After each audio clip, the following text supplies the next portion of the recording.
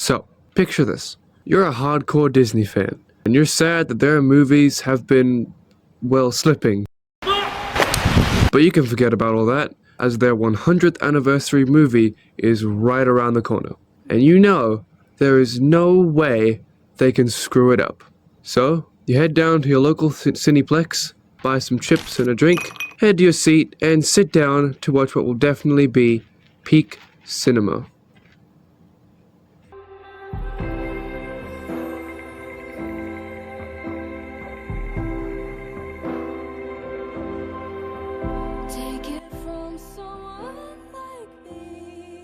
My brain feels less. I'm definitely not the first person to say this. I have a love-hate relationship with Disney. On one hand, they've given us beautiful classics with great music and an abundance of characters, and are still a source of inspiration for some people, including me.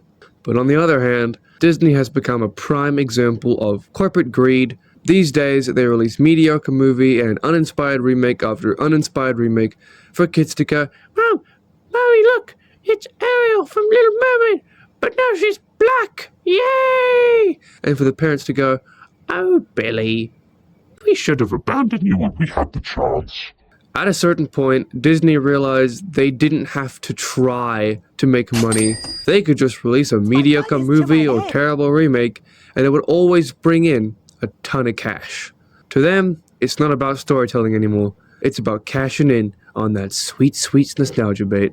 Hell, look at the 2019 Lion King remake. It's worse than the original in nearly every way. So somebody please explain to me how it grossed $1,657,000,000 worldwide.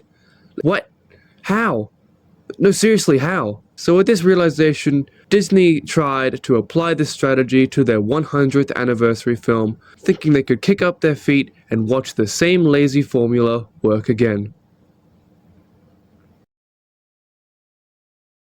As you can see, they were wrong. Very wrong. Let's talk about the plot. Our film begins with the idyllic kingdom of Rosas, and through a song number that I barely remember, we learn that this is a place where people entrust their wishes to the totally not evil-looking King Magnifying Glass. Now, I couldn't care less to remember, but we actually get an exposition dump at the beginning of the movie on why and how Magnifying Glass grants wishes. I could explain this, but do you care? Anyway, King Magnifying Glass is a sorcerer who promises to protect and occasionally grant these wishes. However, there's a catch, because of course there is. The catch is, once a person gives up their wish, they forget it entirely. Basically putting their fate entirely in Magnifying Glass's hands. All in all, this is actually an intriguing setup, introducing some morals and emotional depth. However, as you'll learn, the film really doesn't do much with this setup. So anyway, there's a song number, whatever. It's here we meet our main character, Asha, a curious and optimistic 17-year-old who is an apprentice and has the personality of a slice of bread. She hopes to one day become the king's assistant. She also has a group of friends whose names I do not remember. So after the song number, she talks to her friends, and that's the end of that. She then goes to the interview. Now, you're probably wondering why she wants to become the king's assistant. Basically, it's because she wants to try to get her grandfather's wish granted, as he is now 100 years old. Okay, sure. However, it's at this interview that she realizes Magnifying Glass doesn't grant everyone's wishes, only granting the ones he deems safe. This realization causes Asha to deem it unfair not to grant everyone's wishes. Now, would you believe me if I told you this is the main conflict of the movie? Yeah, not joking. The film tries to put Magnifying Glass in the wrong and Asha in the right for wanting her grandfather's and everyone else's wishes granted. What you may be asking now is, what did Asha's grandfather wish for? Well, his wish was to inspire the younger generation, which doesn't sound that bad, but the king actually makes good points for why it's a dangerous wish. He wants to inspire the younger generation? Inspire them to do what? Kill? Steal? Vandalize? Asha knows her grandfather wouldn't do that, but the king doesn't, and anyone who watches the movie knows that the king is in the right. But again, the movie tries to put Asha in the right and the king in the wrong because she's the main character and believes everyone's wish should be granted no matter what. So Asha, if I were to wish for 9/11 happen again, you would grant my wish because it's fair? Because if that's true, then I fear for the future of this kingdom.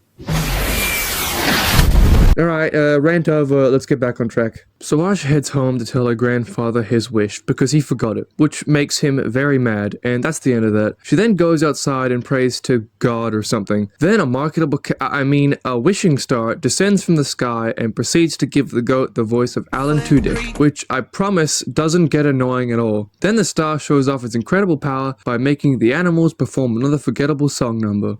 See, that's where all the balls of gas come from. That's funny.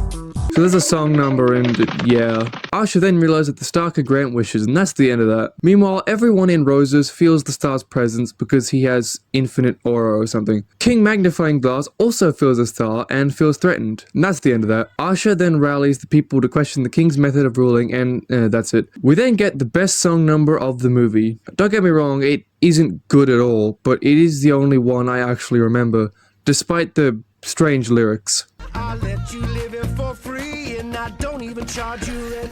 Now, do you remember when the king had morals and reasons? Well, get this. There's a part of the song where he opens a book, gains more power, and turns evil out of nowhere. Disney realized they made the villain too likable, so they decided to make him evil out of left field, just so the movie could continue. Which makes everything we knew about him redundant and a waste of time. I can't even begin to explain how pissed off I am right now. This movie is such a waste of damn time, I can't believe they even decided to make it in the first place. The concept of real people actually working on a movie like this is so alien to me that I can't even...